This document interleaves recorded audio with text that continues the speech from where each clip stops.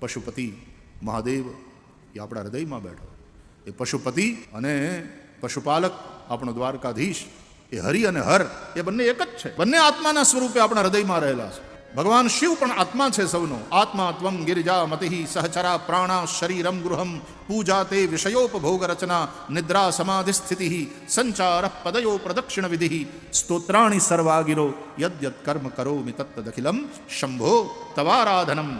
ભગવાન શિવ આત્મા હૈ સબકી. અને ભગવાન કૃષ્ણ પણ કહે છે ઈશ્વર સર્વભૂતાનામ હૃદય અર્જુન તિષ્ઠતિ.